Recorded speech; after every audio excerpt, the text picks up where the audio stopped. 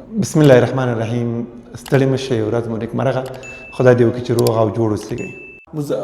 یک رشته محرمیت داره، مور، خور، ترور، یور، گور. پس اینجا که هست حقیقی غیر لفظی موانس. زنده جان هست ولی نشانه موانس نداره، مثل مور، خور، ترور، یور، ری میاد در آخرش.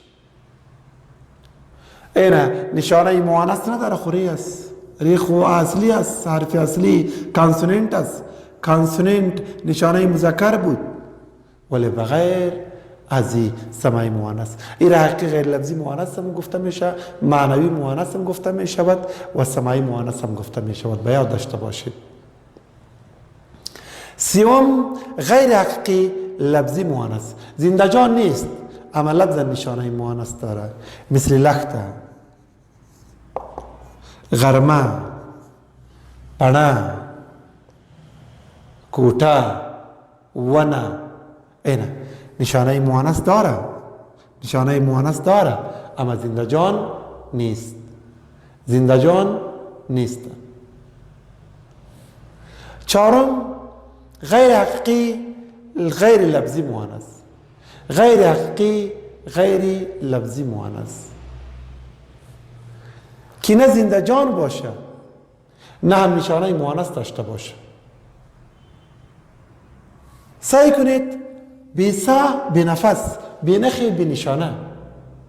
من میگم این استن اینجا نشته میکنم تا که خوب بریتان معلوم شود.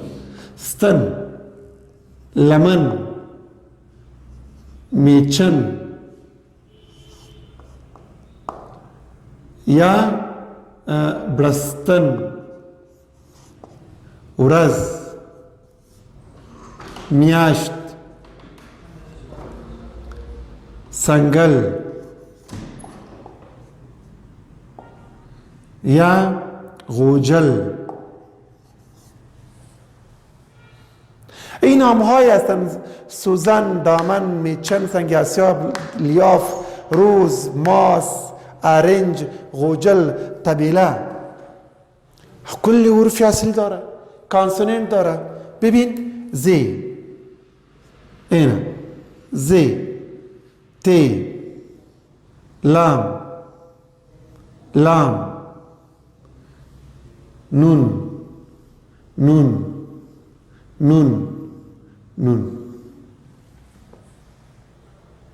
اینا کانسوننت است ولی اصلا این موانس است. ای اصلا ستن نبود، برستن نبود، میچن نبود. هارم دا پشتو میگم ستن راکا، ستن راکڑا، برستن راوڑا، برستن راوڑا.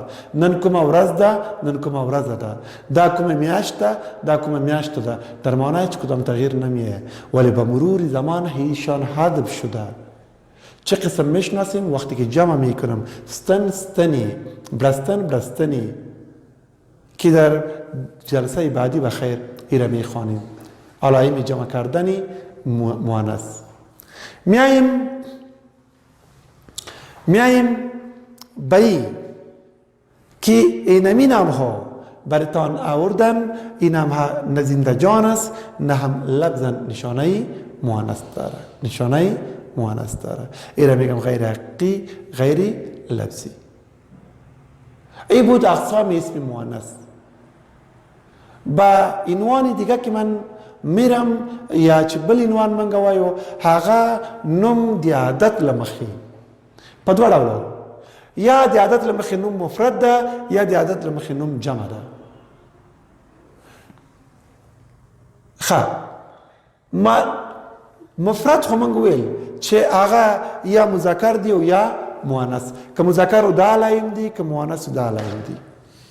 خو دا مذکر نومونه موږ څنګه جمع کولای شو او مؤنث نومونه موږ څنګه جمع کولای شو؟ مذکر نومونه هم موږ په څلور وروستاړو جمع کوو چې هغه وروستاړي دا دي: ان، ای، ونه، او مؤنث نومونه هم موږ په څلور وروستاړو جمع کوو چې هغه عبارت دي ګانې، وی، اوږده یا زورقي واله یا. دغه په اووه حالتونو کې څلور وروستاړي شو، اووه حالت راځي، اووه حالتونو کې جمع کوو. اما دغه چې دي د ښځینه نومونه دا په 8 حالتونو کې جمع کوو. حالتونه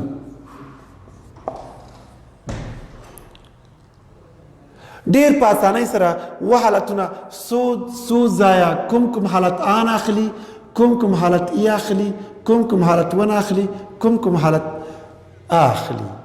دا هي د آواز ورکوي. کوم حالت گانے پسون، کوم حالت وی پسون، کوم حالت اوږده پسون، کوم حالت زورکی والا پسون داخلي. دغه هغه ورستاړي دي چې د نارینه نومونو او ښځینه نومونو جمع مونږ په ویلی شو. راتلونکي جلسه کې به مونږ په دغه موضوع بحث ولرو. تر راتلونکي جلسې مو الله